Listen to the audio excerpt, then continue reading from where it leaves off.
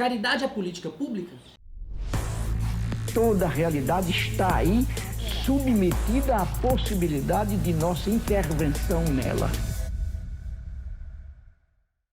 O patrimonialismo é a confusão entre o que é público e o que é privado. Muitos sociólogos acham que o patrimonialismo é uma forte cultura brasileira.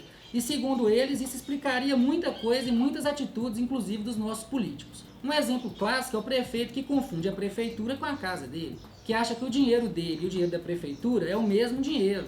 Outro bom exemplo é o caso da praça pública. Muita gente acha que a praça pública não tem dono, mas ela tem muito mais que um dono. Todo mundo é dono da praça pública. E pensando bem, realmente às vezes é difícil para a gente perceber o que é exatamente o público e o que é o privado. Mas essa definição é fundamental para o andamento das nossas políticas públicas. Quando a gente vai falar de caridade política, isso também às vezes fica meio misturado, fica meio confuso saber qual que é a diferença de um para o outro. E isso também é um dos reflexos do patrimonialismo. A caridade não é necessariamente uma obrigação legal, mas ela é uma opção moral que a gente faz para que a gente se sinta justo e moralmente confortáveis. Normalmente a caridade é feita com dinheiro privado, com seu salário, por exemplo. Já as políticas públicas são feitas com dinheiro dos impostos. Os impostos que a gente não tem a opção de não pagar. Nós somos obrigados a pagar o imposto. É por isso que quando existe uma política pública, ela é obrigada a ser divulgada. Para o contribuinte saber aonde que está indo o dinheiro do imposto que você não tem nem a opção de não pagar. Já a caridade, quando ela é divulgada, costuma ser descredibilizada. Se a caridade compõe a esfera pessoal, moral, a política pública compõe a esfera legal, de obrigação, de direito. Vamos abrir um parênteses, porque a gente acredita que existe uma diferença entre publicizar a campanha de caridade e publicizar a ação de caridade. Utopicamente, se a nossa Constituição de 88 fosse realmente aplicada, concretizada no nosso dia a dia, pouco espaço ia ter para a caridade, porque se concretizaria o direito mínimo à alimentação, à moradia digna, a lazer, à saúde, à educação, como direito, como obrigação legal, como política pública que é feita com o dinheiro de imposto do contribuinte e para ela ser executada precisa de metodologia e participação social. Enquanto infelizmente não acontece essa consolidação da Constituição de 88, a caridade é muito bem-vinda e ela deve ser reconhecida. Ela tem o seu merecimento uma vez que a gente passa tanta necessidade. A gente vê o nosso povo precisando de moradia para hoje, passando fome, precisando de comer agora. Então a caridade tem o seu espaço e ela é bem-vinda num país onde ainda os direitos não estão plenamente consolidados. Um exemplo muito interessante disso é o direito à saúde. Você pode ver aqui nesse vídeo que a gente fez sobre o SUS que a saúde, antes da Constituição de 88, não era um direito.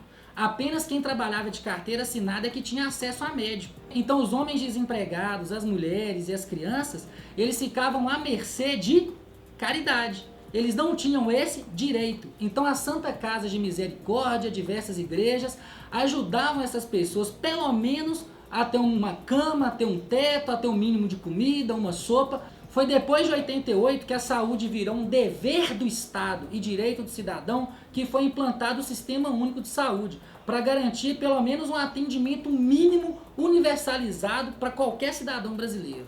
Hoje a saúde já não é mais caridade de instituição filantrópica. Hoje a saúde é um direito que o cidadão pode cobrar no Ministério Público caso ele seja negado. E quando um politiqueiro utiliza a caridade para se passar de gestor de política pública e confundir mais o eleitor? Esse é chamado de assistencialista. Assistencialismo, a grosso modo, é utilizar a caridade para fins eleitorais. Se a fome no Brasil acabar, será que todo politiqueiro que vive de distribuir sopão vai conseguir se segurar no poder? Será que ele está preparado de, além da caridade, e propor políticas públicas para efetivar o seu direito? Normalmente é justamente o contrário. O politiqueiro depende da ineficiência do Estado para ele existir eleitoralmente. Isso porque a política pública, como a gente viu, é mais complexo. Ela é de outro campo. Você vai ter que ter o planejamento, a gestão, a fiscalização.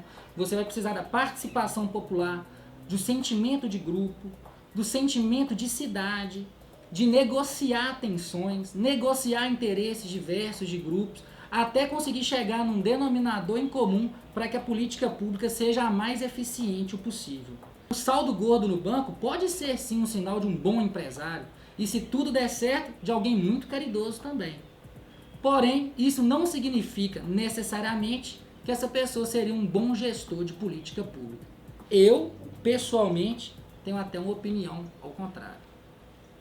E aí, pessoal, muito obrigado por ter visto esse vídeo até o final. Ano de eleição, a gente já está cansado de saber. Como Bezerra da Silva cantava, o candidato Caô vai começar a subir os morros. E é normal a gente ver um monte de assistencialismo, um monte de caridade. E é importante a gente ficar de olho aberto, porque muitas vezes eles utilizam conceitos da cultura nossa para nos confundir.